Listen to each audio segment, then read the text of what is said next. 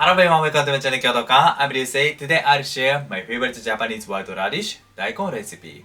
Actually, there's so many daikon dishes in Japan, but I'm sure simply simmered daikon is the best. And it is worthwhile for us to focus on the simplest dish. I'll explain small tips to make beautiful and delicious simmered daikon. These tips are essential and important parts of Japanese food culture. I hope this video is interesting and informative for you. Yes, let's make it. This is a daikon which is grown in Chiba Prefecture.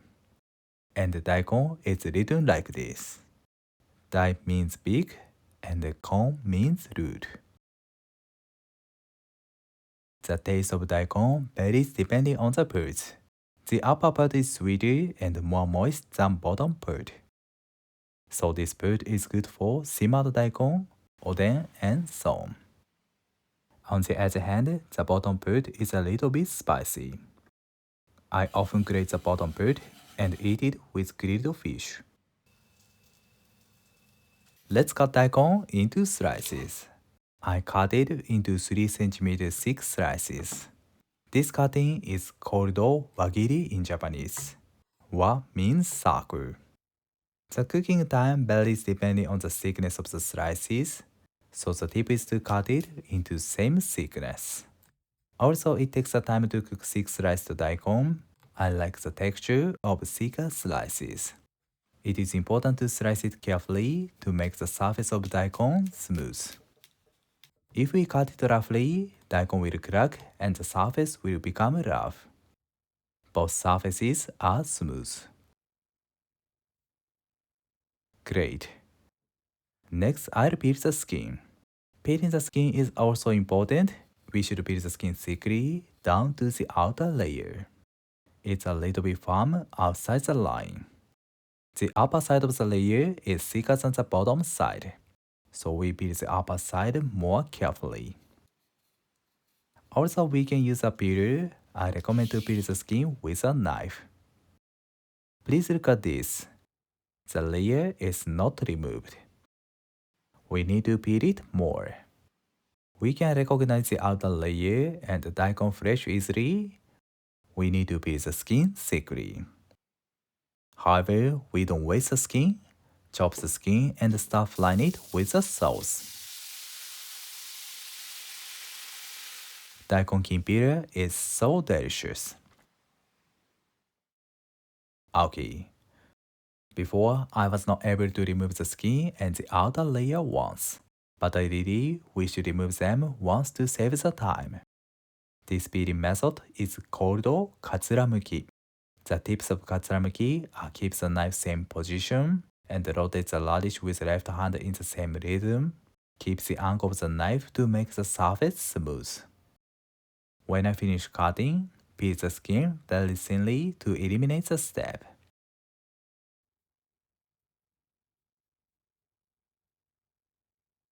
Good. Then I'll do mentori. Mentori is a Japanese traditional work that removes the edges of the ingredients, keeps the knife same position, and moves the knife just up and down, and rotates the slice of daikon carefully. I do the same the other side too. This work makes it look warm and beautiful. Okay. All faces are smooth. These are meticulous works for simmered daikon. Finally, make a cross cut so that we'll be able to cut it with chopsticks.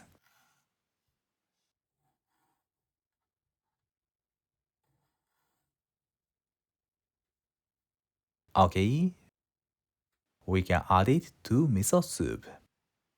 It's okay to cut it into large portion, then cut it into slices. But the thickness of the skin varies upper and bottom side, and it's more difficult to do katsuramuki, longer daikon.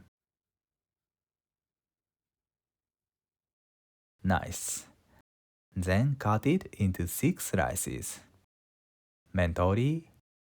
Last, make a cross cut. I've reviewed daikon slices. These careful works enhance the quality of the dish. This is the water which I rinse the rice. I rinse the rice and that's the water, then transfer it to the pot.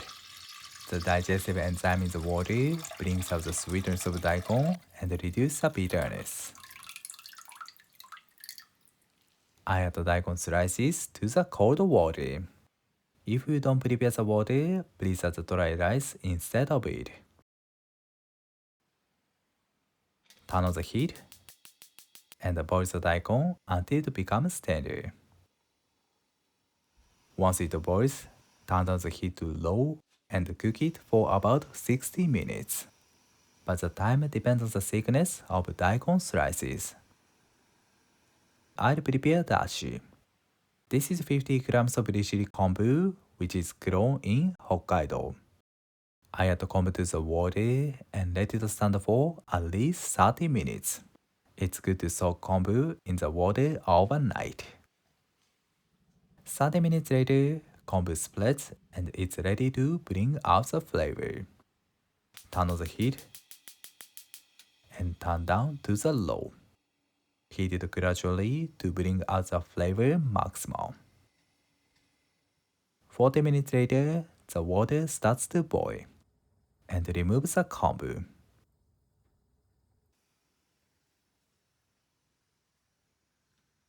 Good. The water boils, turn on the heat, and add 30 grams of Bonito flakes. The flavor of Bonito flakes goes well with simmered daikon. Good smell comes up, and let it stand for 30 minutes. 30 minutes later, strain the dashi in a sieve. Good. Squeeze the Bonito flakes. Okay, dashi is ready. 1 hour later, check it with a bamboo skewer. It goes through the daikon easily. Okay, if you need to put a powder, please boil it until it goes through easily. Good. Turn off the heat and add the water to cool daikon. A few minutes later, daikon is cooled down. It is so beautiful. Then put daikon on the bamboo rolling mat to remove the water. This preparation is important to make delicious daikon dishes. Today I'll simmer daikon with deep fried thin tofu, aburaage. Aburaage adds richness and sweetness to daikon. Chicken is a good partner as well. Boil aburaage to remove the excess oil. This work makes the dish more elegant. Boil it for 1 minute. Then let it cool. Once it's cooled down, squeeze out the water. I cut it into 3 pieces. Very simple. Let's simmer daikon and aburaage. This is a recipe. I add dashi to the pot, mirin, and 2 types of soy sauce, Usukuchi and Koikuchi. I use these soy sauces to make the look beautiful and add a rich flavor to daikon. I explain about soy sauce in the video. If you are interested in it, please watch the video. Turn on the heat.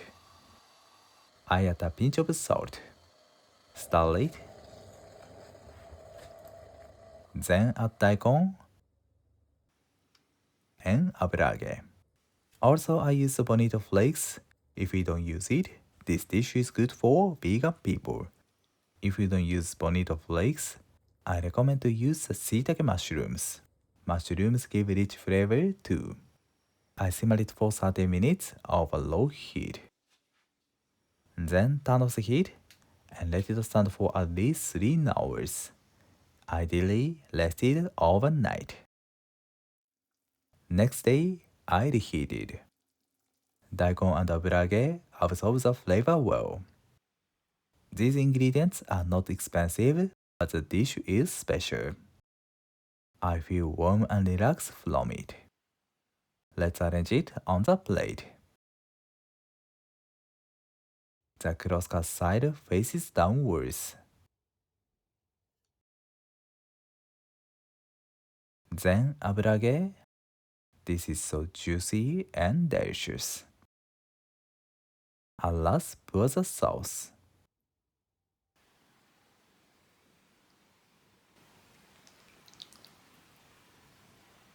Simmered daikon is done. It's a very traditional Japanese dish, simple and elegant. Let's eat it. I cut it with chopsticks easily. My favorite texture is that I can hold it with the chopsticks and I can cut it with chopsticks easily. If I can hold daikon, it's too soft. Itadakimasu. The taste is elegant. We can enjoy the original flavor of daikon. Aburaage is soft and sweet. The soup is warm and tasty. Thank you. Did you enjoy? Today I shared many tips to make beautiful and delicious simmered daikon. And last year I made a video of 7 daikon recipes. If you are interested in, please check the video. And I hope you enjoy Japanese daikon dishes at your home. Thank you for watching to the end. I'm looking forward to seeing you next time. Have a nice day. See you later.